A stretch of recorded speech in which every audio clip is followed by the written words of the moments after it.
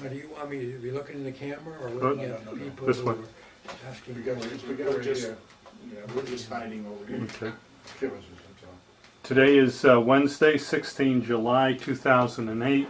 We are at the Isaac Griswold Public Library in Whitehall, New York, and we're interviewing Dr. Lloyd Bartholomew, a World War II veteran.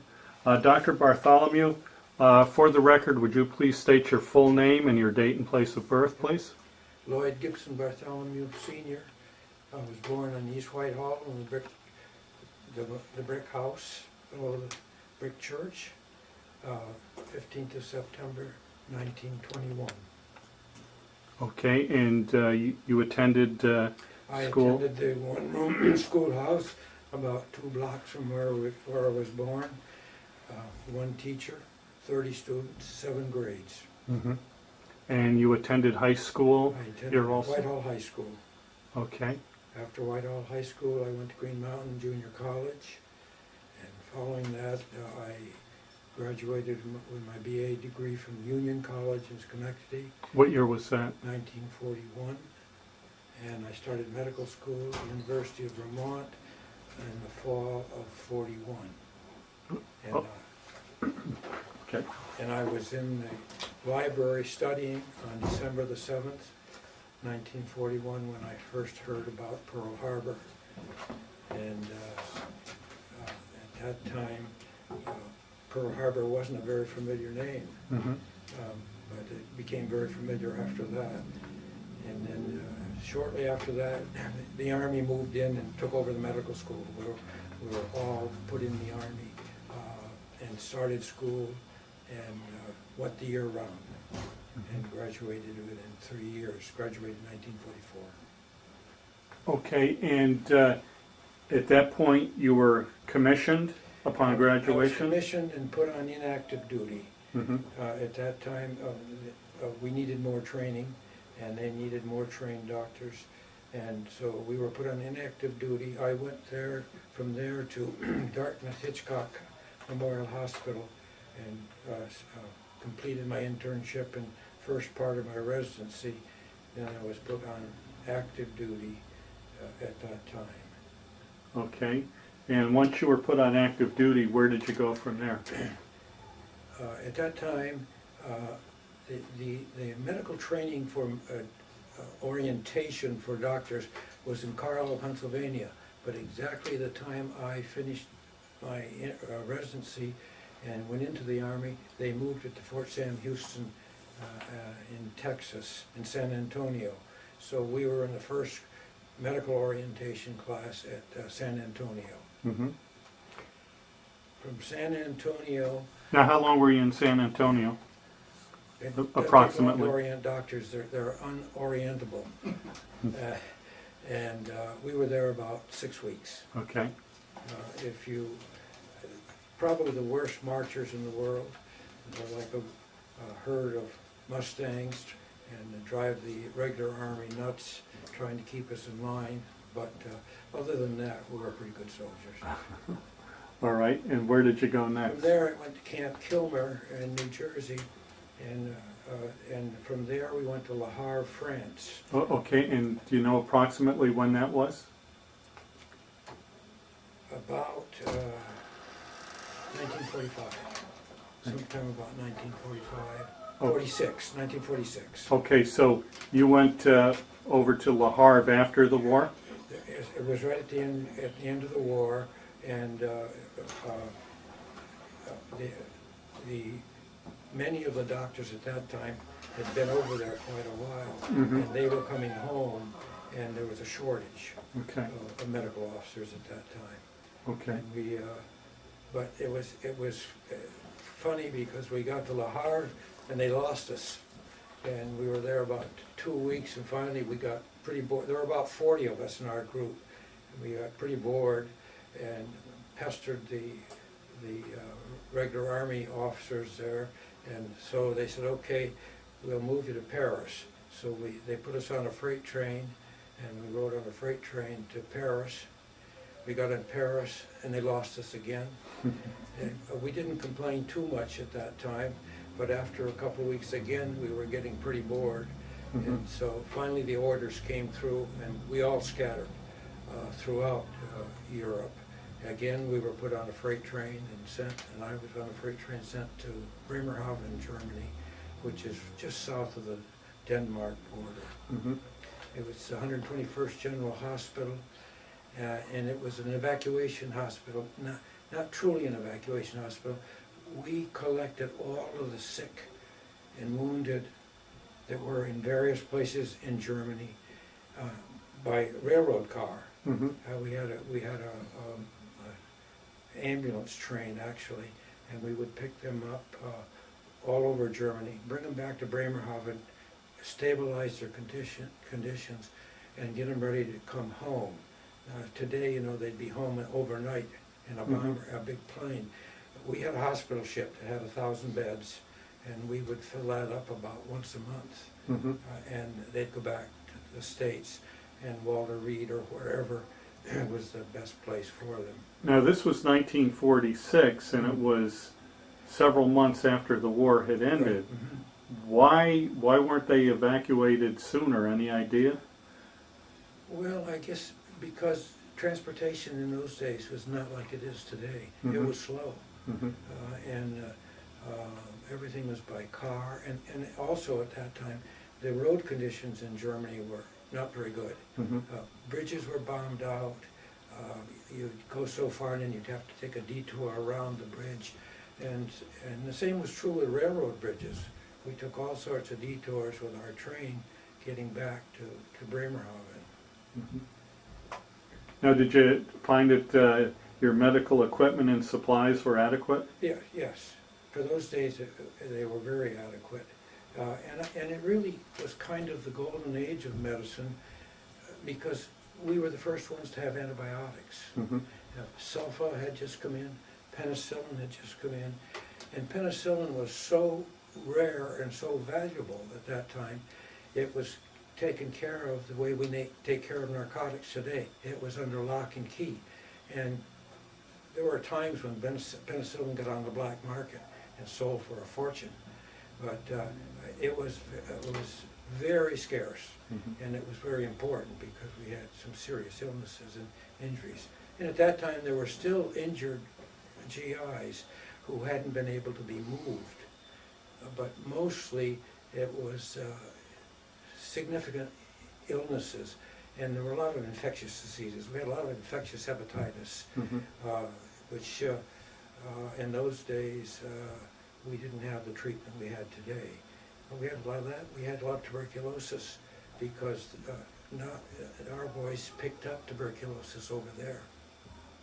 And we also, I saw the only case of diphtheria I ever saw in my life in the Army, and this was the one GI who, for some reason or other, missed his shots and didn't get his diphtheria shot. But that was very rare. Do you know if he survived? Or? Yes, he survived, but he was awful sick, and very, very sick. And the typical picture we learned in medical school, but never saw a case. And it was by accident that we saw this boy. Now, did you treat the civilian population also? Well, we treated the American civilian workers, and occasionally we did an emergency in of a German that was injured or had a serious illness, and for some reason or other, he was picked up by one of our ambulances and brought into our unit. We had about 1,000 beds in the 121st General Hospital, and it was busy. And a lot of one experience I had at Bremerhaven was when you're OD, you become OD at 6 o'clock at night, and you're it until 6 o'clock in the morning unless something massive happens when you bring your colleagues in. But otherwise, you take care of the whole hospital. Now, by OD, you mean officer of the day? day? Yep. Okay. And one night when I was OD, I got called down to the emergency room, said Martin Bormann has just walked in and gave himself up. Really? Well, that was the story. Uh-huh. But it turned out not to be Martin Bormann. He looked like him, and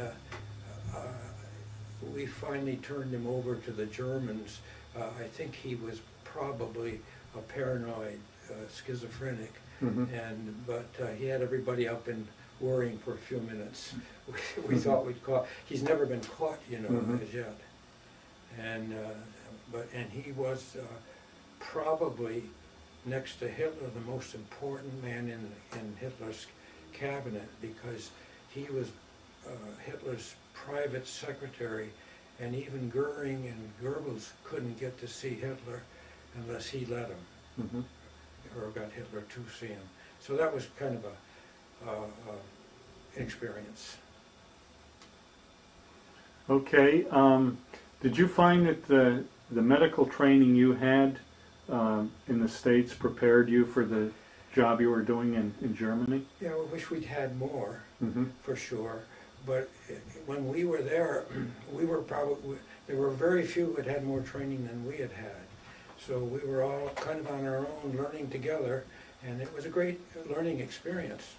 People were teaching people, Mm-hmm. and it went very well. And interesting enough, while I was there, I met two of my future colleagues who I'd never met before.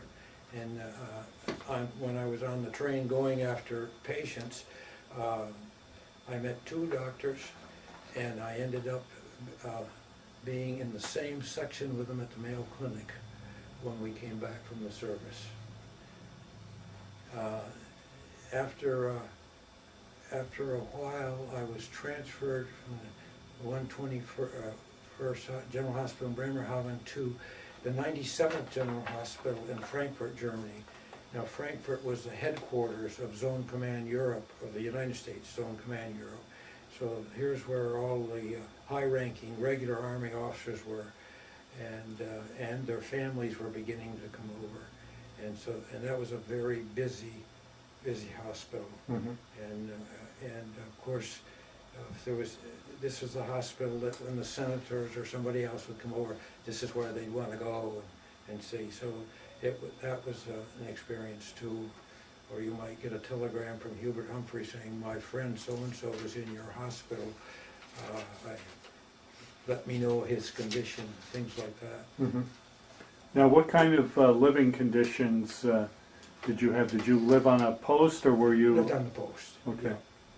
I lived on the post. Now, in Frankfurt, when I was in Frankfurt, you were able to bring over your family. Mm-hmm. And at that time, I had Betts and daughter Susie, and they came over.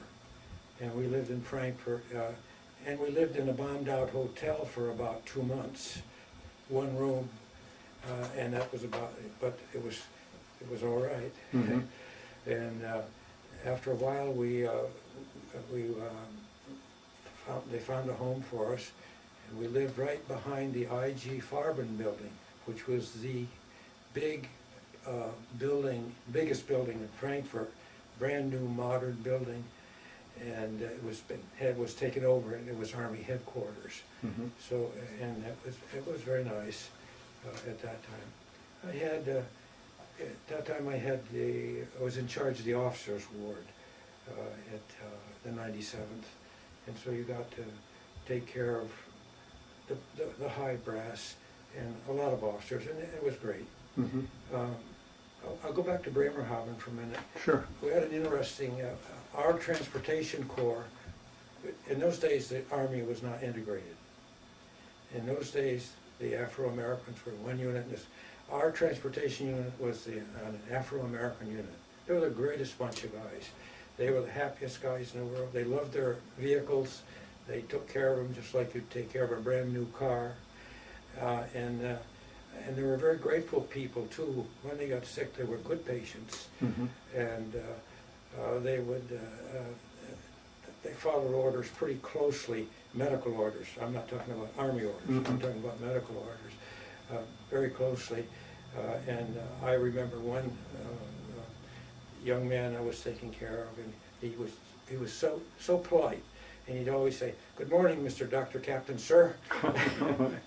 And but when we needed transportation, when we needed ambulances, they were there just like that. Mm-hmm. And they kept them spick and span, and it was a great group. I had an interesting experience in the 97th General Hospital. I was OD one night. It's when you're OD you get these peculiar experiences. I was OD one night, and I think they called them the CIC, Counterintelligence Corps, brought a captain in under arrest, and he had some minor medical problem, and which I took care of him. But we admitted him to hospital. But he was under guard while he was there, and so I was able to get the guard out of the way and go into the room and spend some time with him. After I'd examined him and decided what was going on and took care of it, we sat down and talked. I said, "What are you in here for?"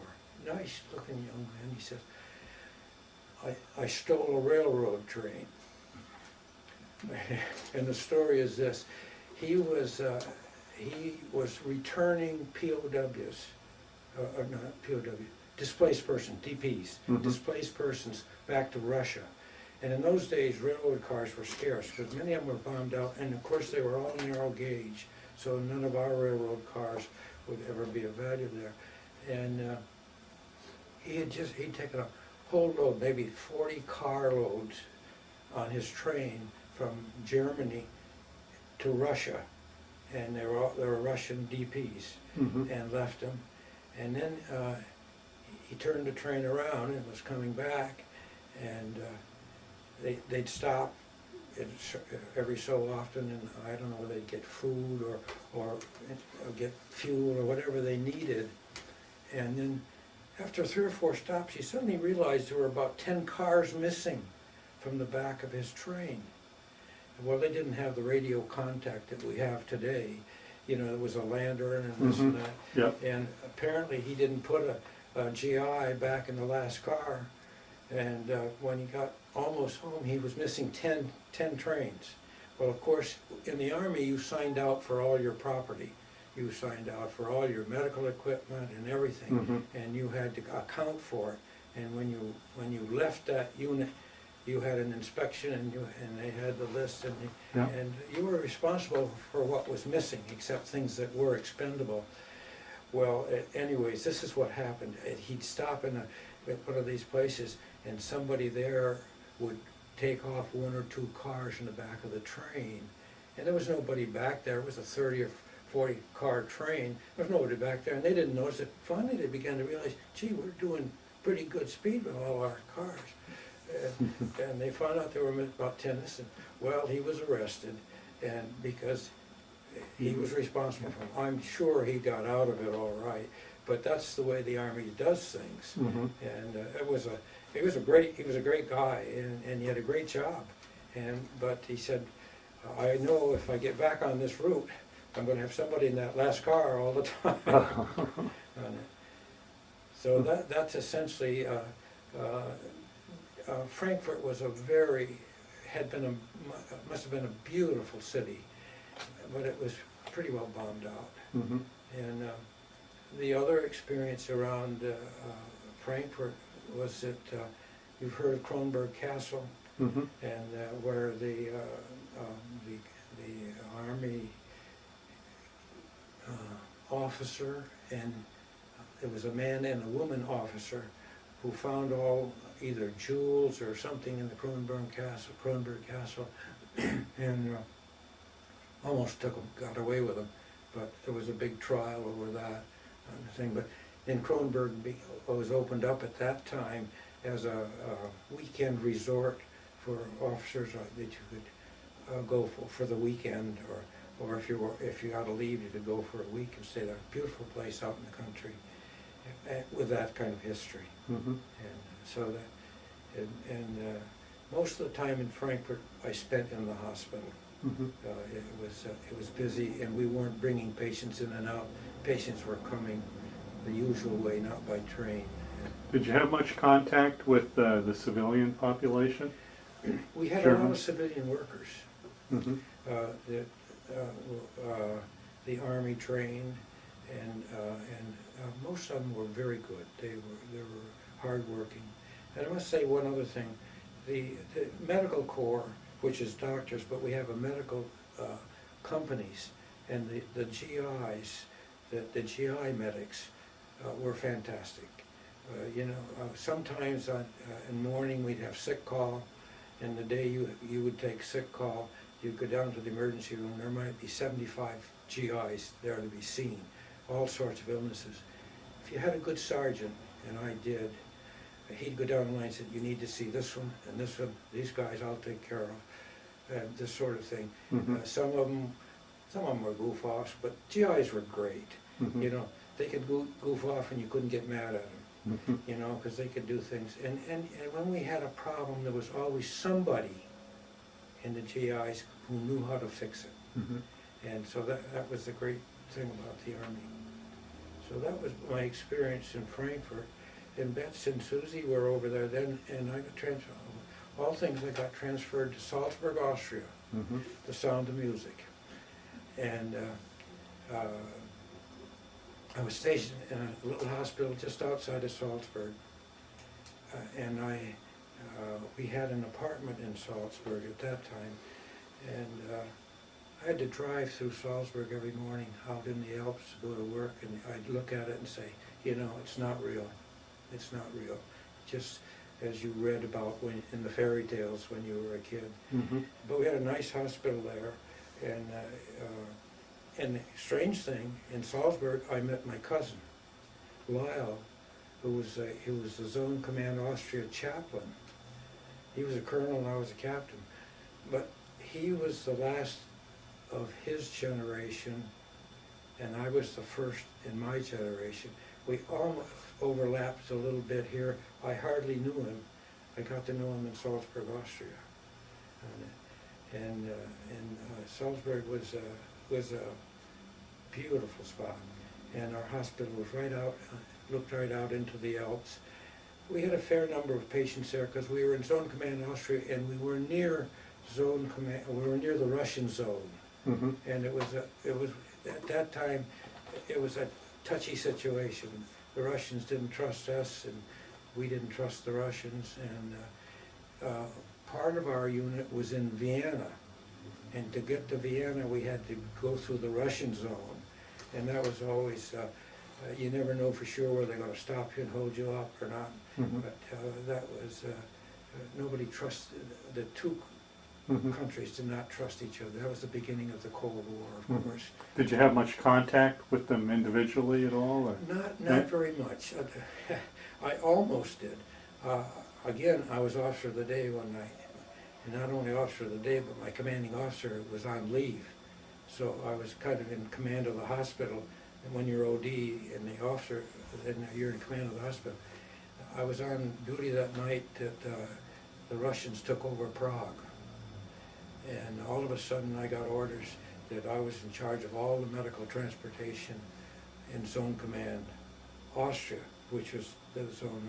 Fortunately, my commanding officer came back in 2 or 3 days and took over. We didn't have any major problems, but we had to get all of our transportation available, ready to go on a minute's notice in case something did happen.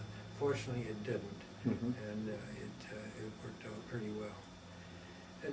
And we had another interesting experience in Salzburg when my cousin Lyle came in with the Rainbow Division up from Italy into Austria, and when the war ended, they were there, they took over, and they were in charge of Zone Command Austria, except for the Vienna area, which was different. He needed an interpreter when he was there, and someone, they were inquiring around, you know, how they begin to get information.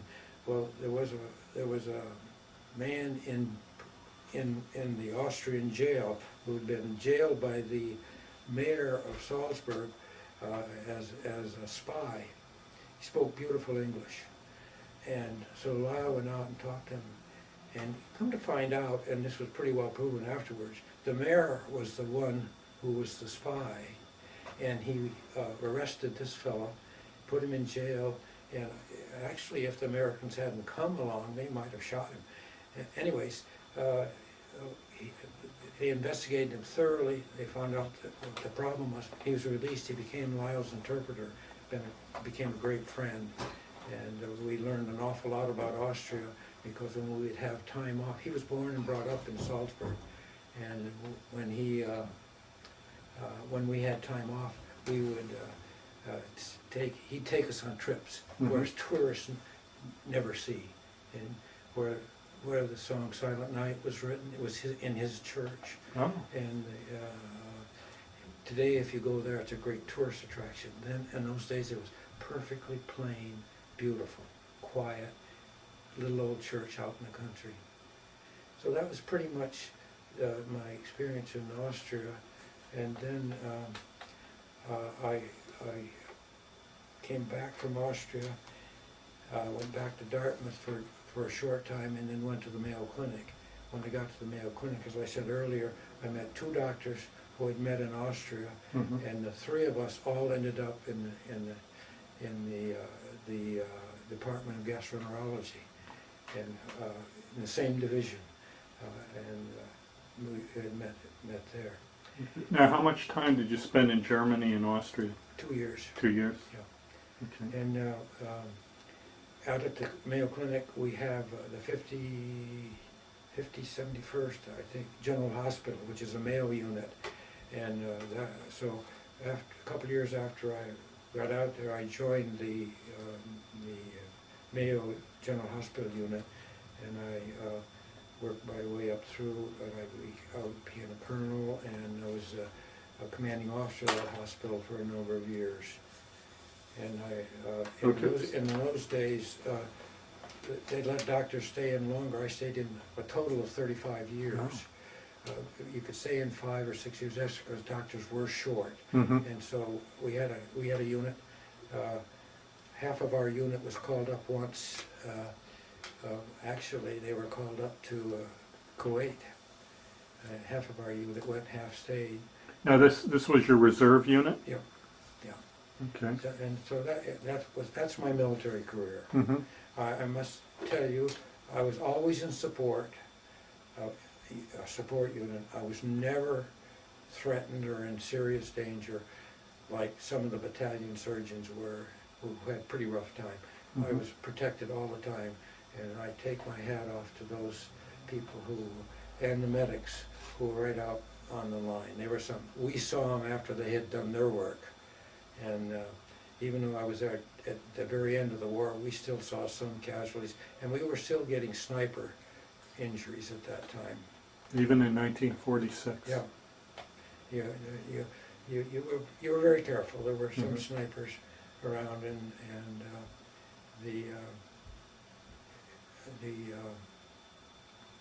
you had to be careful driving at night.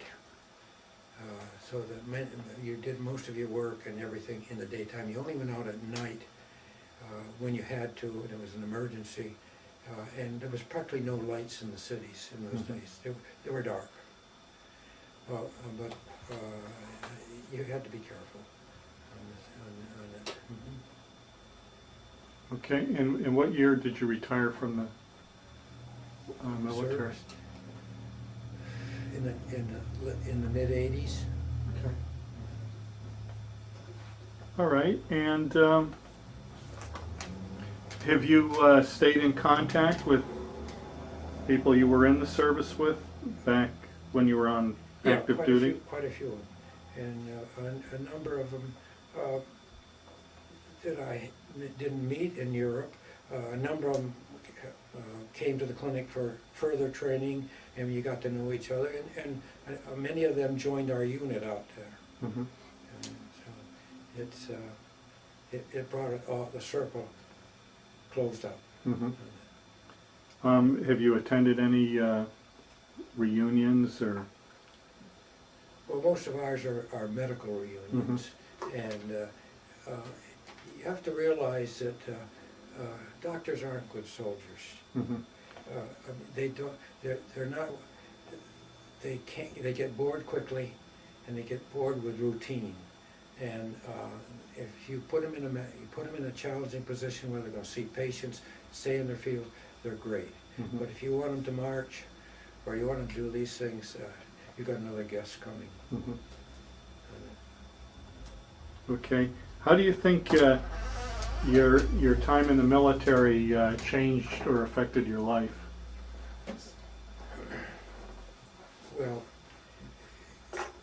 it gave you you saw the whole spectrum of people in the Army. Mhm. And then also, which I guess was,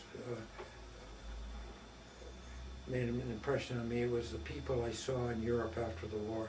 The DPs, the displaced persons, and the hungry. We had an interesting experience in Frankfurt.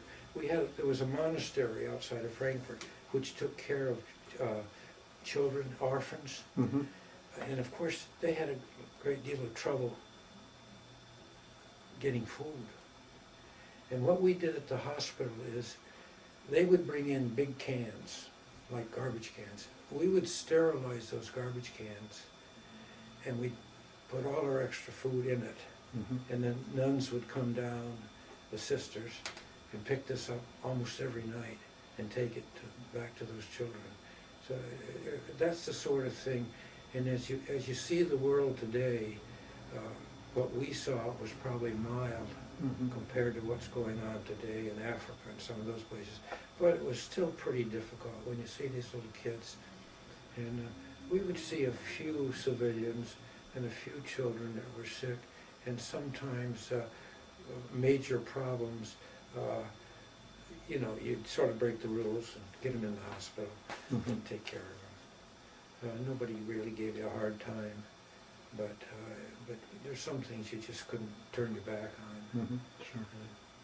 But I think that's the thing you learned, that, boy, we're so lucky. And that even, you know, some of my colleagues who I got to know out at the clinic were in D-Day, and you should hear their stories. And one of my close colleagues was a physician then, and he was on the first day on D-Day, and I'm just grateful. I was at the right place at the right time, and everybody protected me. I was in support always, Mhm. and I have great admiration for the GI, the average GI, and an average GI is pretty sharp. Hmm. And then my medical colleagues, particularly the battalion surgeons and things, we did great jobs. And they're the reasons why medicine's made such great advances. It's why today the casualties in the field are much less than they were in World War II. Okay, well, thank you very much for your interview. Well, it's my pleasure. Thank you.